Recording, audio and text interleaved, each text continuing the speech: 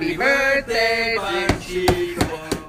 Andy, if you have to sum it up really short, he was just kind of the life of the party. He loved the bike. He loved kayaking whenever he'd come home, sitting around a fire, sharing beers and talking politics and world events. We could talk into the wee hours of the night. Just miss him terribly. I'm Vicki Pavlovac, and this is my husband, Dan.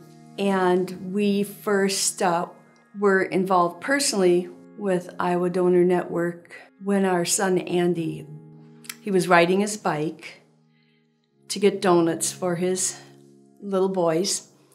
And it was early morning, and he was hit by a driver who was speeding on a cell phone. He had a horrific brain injury. The surgeon was very forthright, saying that Andy is not going to live through this.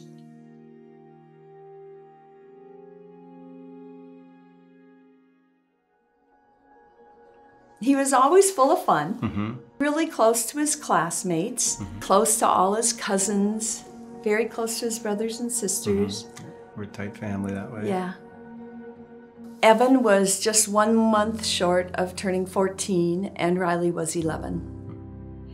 They, of course, were devastated.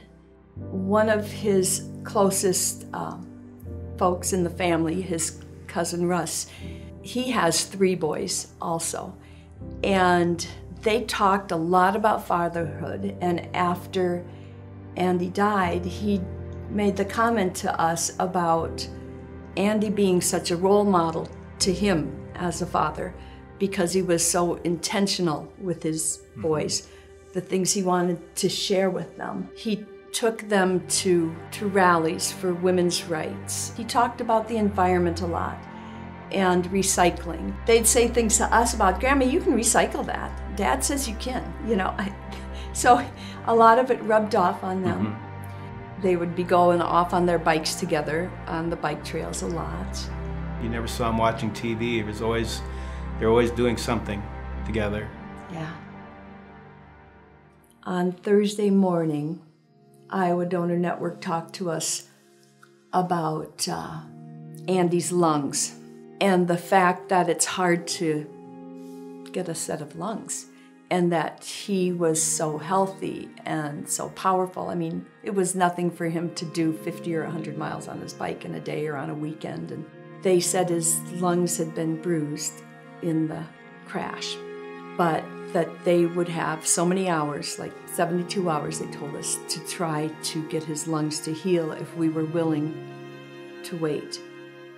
Having those extra days with him, even though we knew he was gone, it's still, we could hold his warm hand. It just helped with the goodbye process.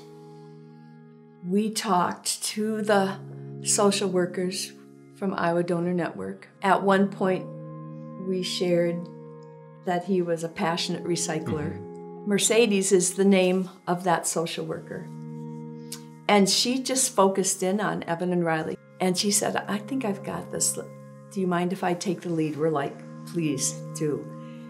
And she started talking to the boys and said, I heard your dad really was good about recycling. And pretty soon Mercedes said, well, there's one more thing, or a few things your dad wanted to recycle so that other people could live with his organs. And they're like, oh, there was barely a second pause. And Riley said, well, then we've got to do it. And it was very important to them. They just thought it was totally honoring their dad to go through with whatever could be donated. And so that's what we all signed off on. And it was unbelievable how all of the social workers were helping us out and working with us, and the support we got from them. And yeah, with Donor Network and the University of Hospital staff couldn't have been better. I mean, we weren't just helping Andy give the gifts.